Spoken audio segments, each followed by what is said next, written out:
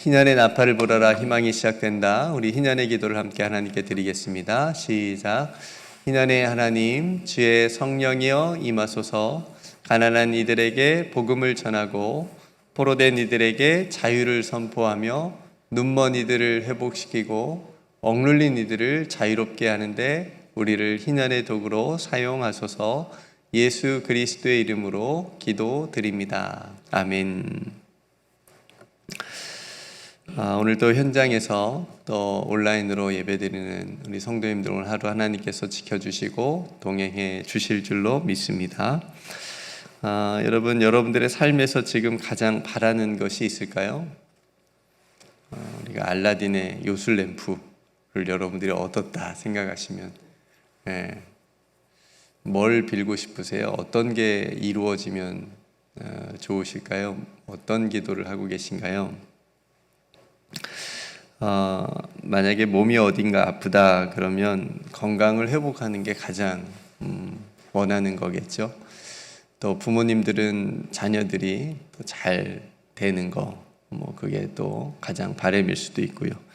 또 비즈니스 하시는 분들은 어렵지 않게 또 비즈니스가 잘 돼서 또 돈을 잘 벌 수 있는 그런 상황이 되는 거. 또 학생들은 원하는 학교, 원하는 공부를 할 수 있는 그런 것들을 원할 수 있겠고요. 우리가 각자의 삶의 자리에서 다양하게 간절히 바라는 것들이 있습니다. 가만히 생각해 보면 우리가 간절히 무언가를 바란다라고 하는 것은 그건 지금 우리에게 없다라고 하는 의미잖아요. 지금 없거나 가지지 못했거나 얻지 못했거나 이제 그렇다는 뜻인데, 어쩌면 우리는 그 없는 것 때문에 하나님을 찾는지는 않은지 우리가 한번 생각해 볼 수가 있겠습니다. 만약에 원하는 것 없이 다 가지고 있고 만약에 그렇다면 우리가 하나님을 찾을까라는 또 생각도 해보게 되는 거거든요. 아이들이 집에 이제 엄마가 없을 때가 있잖아요. 나가 있을 때 밥이 없으니까 배고파서 엄마를 찾더라고요. 아빠는 안 찾아요. 엄마가 해주는 게 더 맛있는 거예요. 엄마를 찾아요. 뭐가 없으니까 엄마를 찾더라.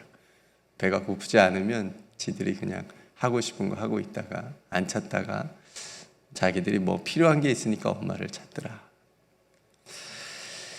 그러니까 무엇인가 결핍이 꼭 나쁘다고 안 좋다고 이렇게 할 수 있는 것만 아니지 않았나 싶은 생각이 들기도 했습니다. 우리가 다른 사람이 없는 것을 많이 가지고 있을수록 성공이라고 하는 단어를 세상에서는 쓰더라고요. 남들보다 돈이 좀 많으면 저 사람 성공했어. 저 사람 다른 사람보다 뭔가 이룬 것이 많으면 저 사람 참 많이 성공했어. 이런 표현을 많이 쓰기도 합니다. 누구나 우리는 성공적인 삶과 형통한 삶을 살기를 원하죠. 그래서 성경도 진짜 형통 또 진짜 성공한 삶이 무엇인가에 관심이 많습니다. 성경도 그거에 대해서 이렇게 몰라라 하지 않고 요셉만 봐도 요셉의 삶을 굉장히 형통한 사람이다 이렇게 또 많이 언급을 하지 않습니까? 그러니까 감옥에 있는데도 형통하다 그래요. 그러니까 우리가 생각하고 세상이 생각하고 있는 그런 형통이나 성공이라는 그런 개념과는 조금 많이 관점과는 다른 것을 우리가 보게 됩니다. 그래서 오늘 형통이 무엇인지 또 어디서 오는지를 오늘 함께 읽은 본문 우시야 왕의 모습을 통해서 우리가 또 배울 수가 있습니다.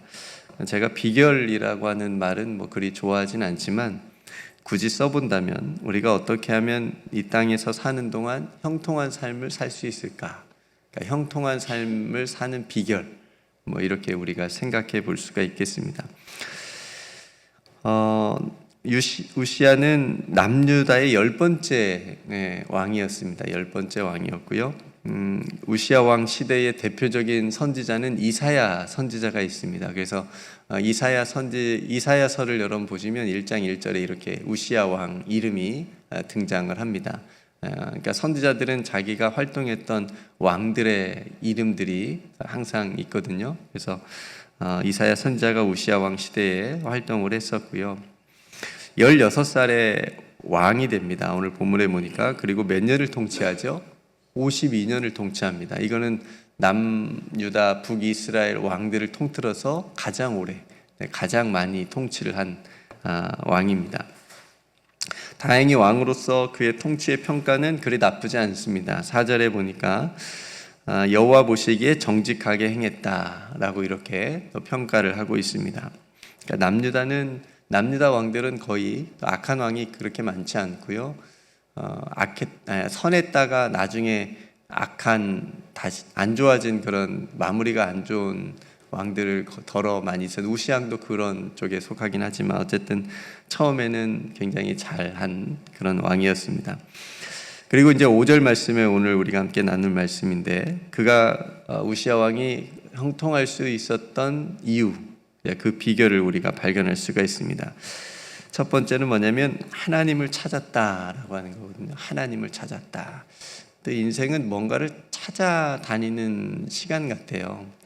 그러니까 그것이 세상적인 것이냐 아니면 하나님의 것이냐라고 하는 것이 다를 뿐이지, 항상 끊임없이 인생은, 사람들은 무언가를 찾는다라고 하는 것을 우리가 알 수 있는데, 아무튼 우시야 왕은 하나님을 찾았다. 5절에 보니까 하나님의 묵시를 밝히 하는 스가랴가 사는 날에 하나님을 찾았고, 이 스가랴가 어떤 인물인지 성경은 자세하게 말해주진 않습니다. 소개해주진 않는데, 우리가 스가랴서가 있잖아요. 스가랴 선지자는 아니고 동일 인물은 아닙니다. 근데 스가랴라고 하는 사람이 우시야 왕이 사는 시대에 하나님의 묵시를 밝히 아는 사람이었다.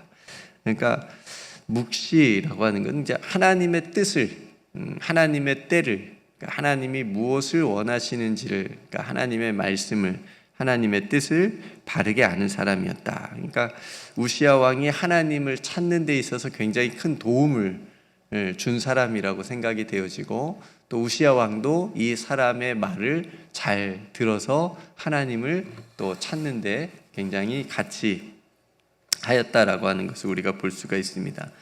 그렇게 하나님께서 우시야 왕을 형통하게 하셨죠. 그러니까 하나님을 찾았기 때문이고, 우시야 왕이. 그래서 형통의 비결은 바로 하나님을 찾는 삶에 있다. 하나님을 찾는 사람이 형통한 사람이다라고 하는 게 오늘 성경이 우리에게 말해주고 있습니다. 그러니까 기도에 응답받는 사람이 형통한 사람이라기보다 기도할 수 있는 사람이 이미 형통한 사람입니다. 그러니까 찬송을 해서 하나님께서 주시는 은혜나 경험, 평안을 누리는 건 당연하지만, 그렇게 해서 그렇게 되었다라고 하는 거가 결과를 하나님 보신 것이 아니고, 그 찬송할 수 있는 그 마음과 믿음이 이미 형통한 사람이다라고 하는 것을 여러분들이 한번 생각해 보셨으면 좋겠고요. 잠언 8장 17절 말씀에 나를 사랑하는 자들이 나의 사랑을 입으며 나를 간절히 찾는 자가 나를 만날 것이다. 내가 왜 하나님을 자주 못 만나고 있나? 그럼 나는 하나님을 간절히 찾고 있지 않은 거 아닌가, 이렇게 생각해 볼 필요가 있는 거죠. 그러니까 그 정도로 우시야 왕은 하나님을 아마 간절히 찾았으리라고 생각이 되어집니다. 그러니까 하나님이 단순히 계시구나, 어딘가에 계시겠구나, 이런 수준이 아니고, 하나님을 찾았다라고 하는 것은 정말 적극적으로 하나님의 말씀에 사로잡혀서 하나님의 말씀으로 살려고 발버둥치는 그런 노력이 있었다라고 하는 것을 우리가 생각해 보면서 하나님과의 교제를 깊이 가졌다, 우시야 왕이. 우리가 그렇게 생각하면 될 것 같습니다. 얼마 전에 이제 친한 타주에 사는 동생이 전화가 와가지고 통화를 하다가 이렇게 물어보더라고요. 목사님, 9월에 휴거설이 있는데, 휴거 아시죠? 네, 하늘로 들려 올라가는 거. 9월 달에 휴거가 있대요. 여러분 조심하십시오. 준비하시기 바랍니다.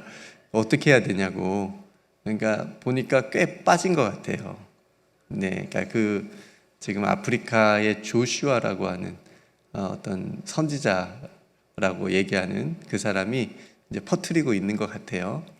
뭐 굳이 찾아보실 필요는 없고요. 저도 보긴 했는데, 그래서 9월 며칠 날 또 요일은 안 나오는 것 같아요. 아무튼 9월 달에 세계적으로 휴거가 있다. 그래서 그런 어떻게 해야 되냐고 물어봐서 제가 그랬습니다. 10월 달 올 거니까 걱정하지 말고 우리 할 거 하자. 이제 그렇게 말해줬습니다.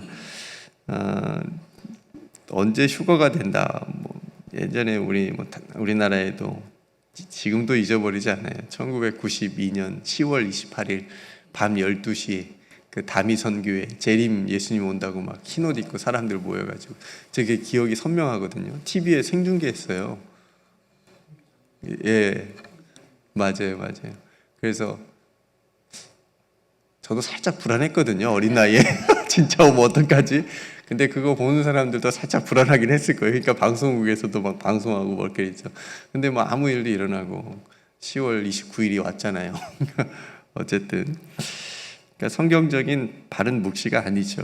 그러니까 요즘 세상이 굉장히 혼란스럽다 보니까 그런 거짓 선지자들이, 거짓된 사람들이 많이 나와서 미혹하는 것 같습니다. 그러니까 여러분, 바르게 믿고 아는 것이 굉장히 중요합니다. 그러니까 하나님의 묵시를 밝히 안다라고 하는 것은 바르게 알았다라고 하는 거거든요. 그러니까 바르게 알았으니까 그 바르게 안 믿음을 가지고 하나님을 찾았기 때문에 하나님이 형통하게 하신 거지, 만약에 바르게 알지 않고 잘못된 하나님을 믿었다라고 한다면 하나님이 형통하게 하실 이유가 없잖아요. 그러니까 이게 연결이 되는 부분이 있습니다. 그러니까 우리가 바르게 알고 믿어야 하나님을 바르게 찾고 만날 수 있기 때문에 그렇습니다. 그게 형통의 시작이라고 하는 거죠. 또 한 가지 참된 비결은 뭐냐면, 참된 형통은 하나님께로부터 온다는 겁니다. 세상으로부터 오지 않고 하나님께로부터 오는 것이 참된 성공이고 형통이다. 여러분, 형통에 대한 시편의 유명한 구절이 있습니다. 시편 1편 3절 말씀인데, 그는 시냇가에 심은 나무가 철을 따라 열매를 맺으며 그 잎사귀가 마르지 아니함 같으니 그가 하는 모든 일이 다 형통하리로다. 그러니까 우리나라 사람들은 뒤에만 좋아해요. 그 하는 모든 일이 다 형통하리로다. 그것만 사모해. 근데 중요한 건 뭐냐면 앞에예요. 시냇가에 심은 나무가 돼야 된다라고 하는 거거든요. 그러니까 이 말씀을 잘 보면 형통함의 이유가 나무에 있지 않아요. 어떤 나무인지는 중요하지 않아요. 그 나무가 어디에 심겨졌느냐가 중요한 거거든요. 그러니까 물이 하나도 없는 사막에 있는 나무가 아니고 시냇가에 있는 심겨진 나무여야 된다라고 하는 거죠. 물을 항상 공급받을 수 있어야 그 나무가 잘 풀이 잎사귀가 무성하게 잘 자랄 수 있다라고 하는 겁니다. 그러니까 그 시냇가가 바로 하나님으로부터 공급받는 은혜예요. 하나님으로부터 오는 사랑이라고 하는 거죠. 하나님께서 주시는 것들이라고 하는 거죠. 그래야 모든 일이 다 형통한 관점에서 삶을 바라볼 수 있다. 없어도, 나에게 지금 뭐가 없어도, 결핍된 것이 있어도 그것이 하나님께서 주신 은혜일 수 있다라고 하는 것으로 고백할 수 있고, 그럼 형통한 사람인 거예요. 그 사람에게는 부족한 사람이 아니고. 그래서 우시야 왕이 능력이 많아서가 아니라 그가 그런 하나님을 찾았고 그 하나님으로부터 은혜를 받았기 때문에 형통한 사람이 됐다라고 하는 것이 오늘 본문에서 우리가 배울 수가 있습니다. 그래서 여러분, 인간의 어떤 성공이나 형통이 어떤 그 사람의 어떤 능력이나 지혜에 달려있는 것이 아니라, 여러분 이거 잘 오해하지 않고 들으셔야 돼요. 세상은 그 사람의 능력이나 지혜에 있습니다. 세상이 말하는 형통이나 성공은요. 그죠? 근데 하나님께서 주시는 형통과 성공은 그런 거에 있지 않고, 그러니까 구원도 마찬가지잖아요. 우리의 어떤 노력이나 자격에 있지 않잖아요. 신분에 있지 않고. 그러니까 하나님께서 주신 성공이나 형통은 하나님과의 관계에서 있는 거예요. 하나님께서 주시는, 그래서 하나님께로부터 오는, 간절히 하나님을 찾았을 때 하나님께서 주시는 은총이라고 하는 거죠. 하나님을 전심으로 찾고 의지하는 삶에 달려있다. 여러분, 어느 쪽의 형통의 길을 가시겠습니까? 양다리는 없습니다. 양쪽 다 모르겠어요. 가능할지는 모르겠어요. 뭐 양쪽 다 주실 수도 있겠지만 어쨌든 하나님의 관계 속에서 누리는 형통함을 더 사모하시고 그쪽 길로 가시기를 간절히 소망합니다. 그게 훨씬 더 비교할 수 없이 좋은 겁니다. 그래서 여러분, 우리가 하나님을 찾을 때 이미 우리들의 삶의 형통은 시작되는 줄로 믿습니다. 형통한 얼굴로 사십시오. 나는 형통하다. 나는 하나님 안에 있으니 형통하다. 그 얼굴로 사시는 겁니다. 세상 사람들하고 똑같이 뭐가 없어서 굉장히 맨날 불안하고 근심하고 걱정하는 얼굴이 아니고, 우리는 하나님 믿고 하나님 안에서 살아가고 있는데, 예수님이 우리의 구주가 되신다고 고백하는 사람들인데, 그것만 가지고도 우리가 형통하다고 고백할 수 있지 않을까 싶습니다. 그래서 우리가 하나님 앞에 나와 기도할 때마다, 또 예배 드릴 때마다, 찬양 드릴 때마다, 또 구원을 선물로 우리에게 주신 그 목적대로 살아갈 때마다 우리들은 이미 형통한 삶을 누리게 되는 줄로 믿습니다. 그러니까 여러분, 기도하면서도 걱정하지 않으셔도 돼요. 기도하면서 걱정하는 사람은 없잖아요. 찬송하면서 염려하지 않잖아요. 내가 매일 기쁘게 술래, 속은 걱정 막 대단히 사람 없잖아요. 그 순간에는 너무 기쁘잖아요. 그래도 그렇죠? 그런 은혜를 누리자는 거죠.